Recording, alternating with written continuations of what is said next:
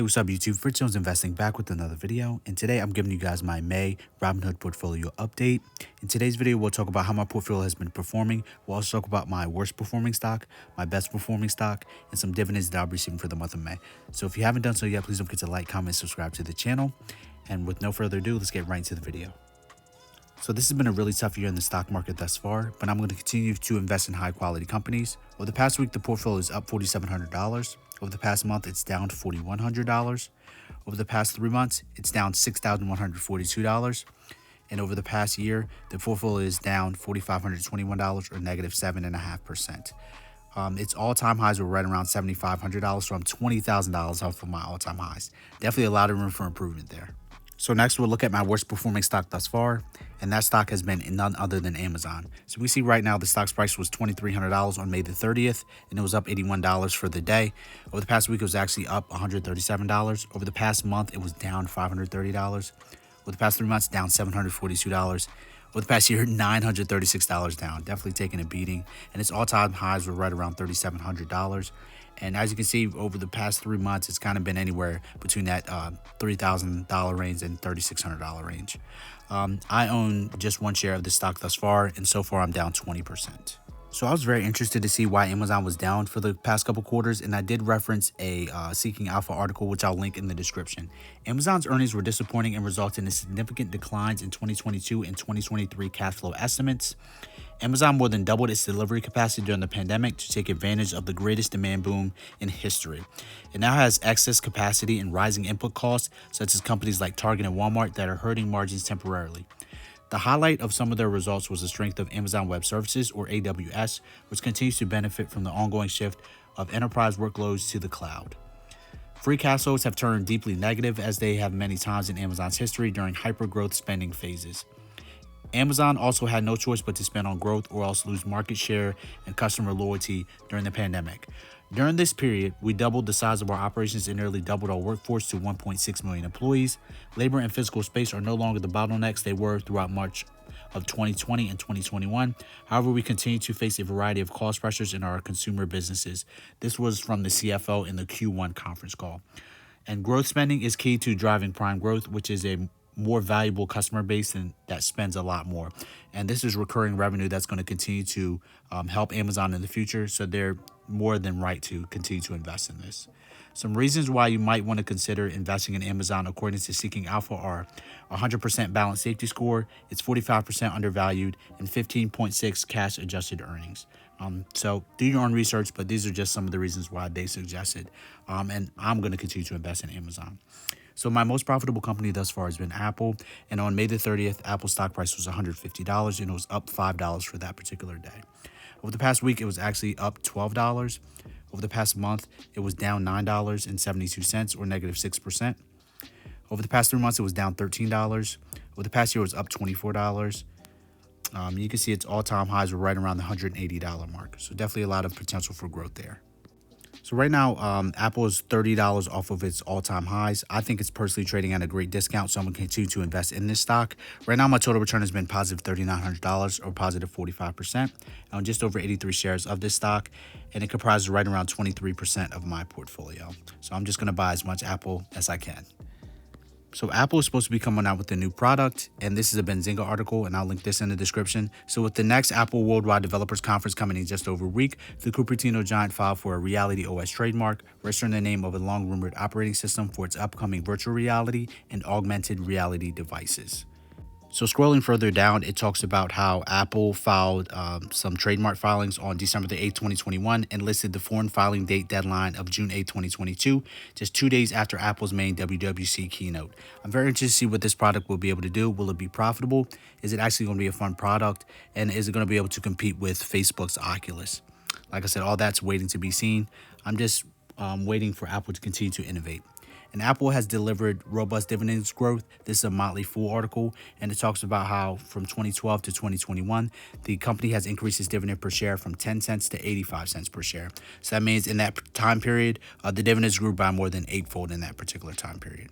So Apple's earnings have been enhanced by continued innovation of its products like the iPhone, Apple Watch, AirPods, and iPads. Another important sector of their business is the services, which total 20% of the revenue. This is important because the services has a gross profit margin of 72% versus a gross profit margin of 36% for its products. And this raises the total gross profit margin of the company to over 40%. So very important. If you invested $1,000 in Apple back in 2010, you would have over $18,400 today.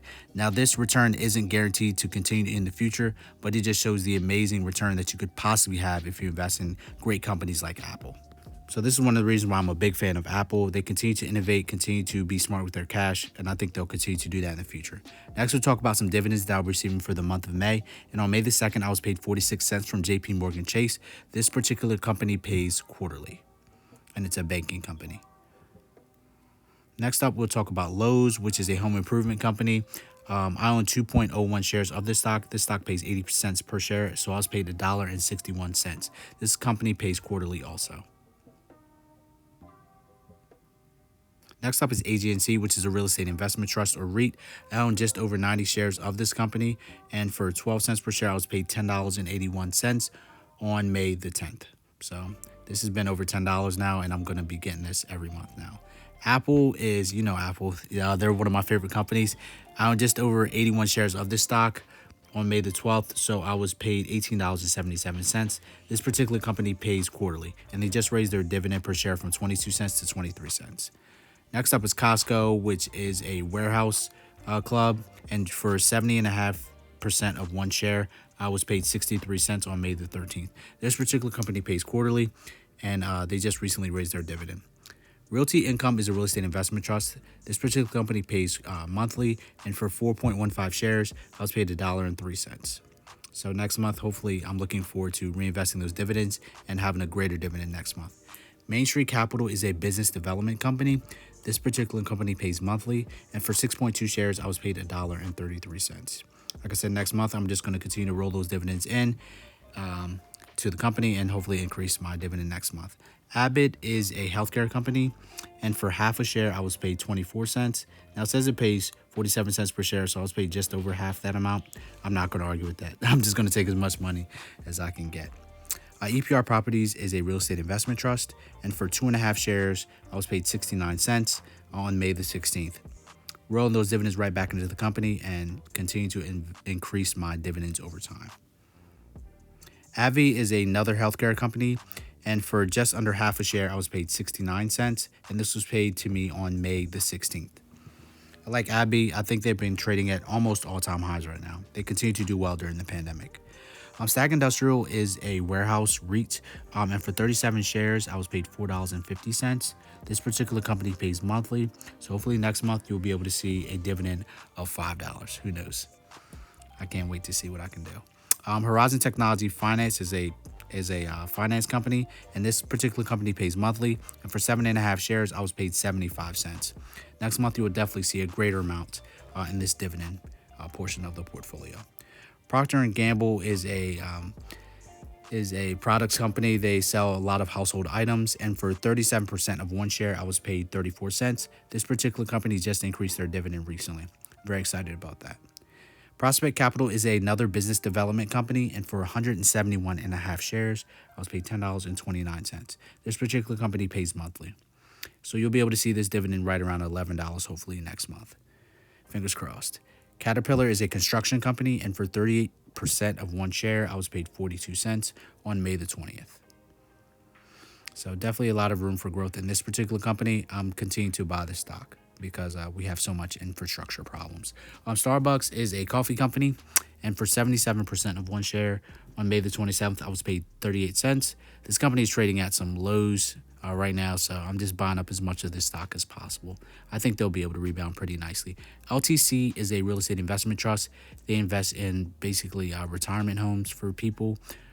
So for 4 shares, I was paid 76 cents on today. That's pretty cool. Gladstone Commercial is a real estate investment trust. They invest in warehouses, and for 5 shares, I was paid 63 cents. This particular company pays monthly. So it's pretty cool. I was getting that. And I think the last stock for this month is SPHD, which is a ETF.